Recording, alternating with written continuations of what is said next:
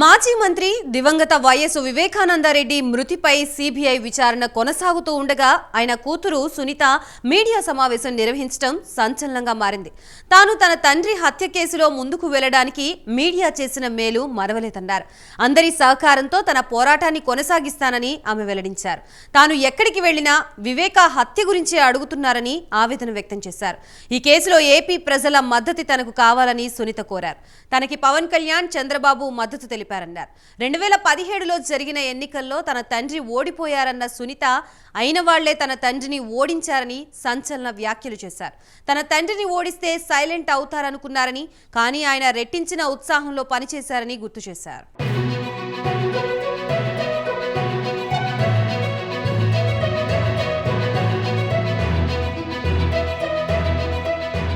వివేక హత్య కేసులో ఎవ్వరిని వదలొద్దన్నారు. తన తండ్రిని హత్య చేసిన సమయంలో అవినాష్ రెడ్డి అక్కడే ఉన్నారని సునీత ఘాటు వ్యాఖ్యలు చేశారు. వివేకానందరెడ్డి హత్య కేసులో జగన్మోహన్ రెడ్డి పాత్ర కూడా ఉందని సునీత సంచలన వ్యాఖ్యలు చేశారు. సిబిఐ జగన్ను విచారిస్తే అసలు నిజాలు బయటికొచ్చే అవకాశం ఉందన్నారు. ఒకవేళ వివేక హత్య కేసులో జగన్ పాత్ర ఉందని తేలితే కఠినంగా శిక్షించాలన్నారు.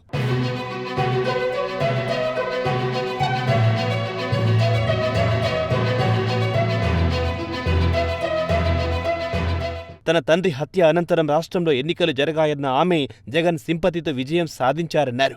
తన తండ్రి హత్య కేసులో అసలు నిందితుడు తప్పించుకునే ప్రయత్నం చేస్తున్నారని, వారిని ప్రభుత్వమే తప్పించే ప్రయత్నం చేస్తోందని సునీత అనుమానం వ్యక్తం చేస్తున్నారు.